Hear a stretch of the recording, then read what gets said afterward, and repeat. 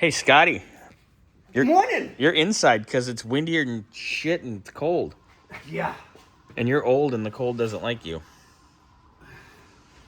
Amongst other things. I wonder if I can push this through the door right into your ding-ding. I think you could because it's fiberglass.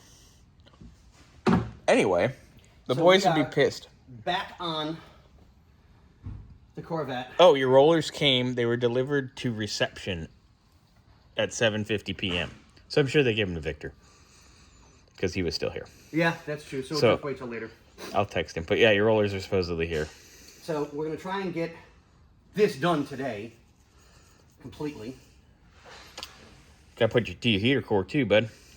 You gotta get that knee bolster out over there and the bread box. Yeah, that's going to be a learning process to get the knee bolster out because I cannot figure out how to get that out. I'm being honest, I don't know how to get it out. We'll get it. So we'll grab mirrors and lights, some smoke, and... Razor blade and mirror? Shh. Wait a minute. Don't give it... How the hell do you He's think... not even here yet. Damn. Shots fired? But on that note, I'm going to get back to work. Yeah, get back to work. Right? Jesus.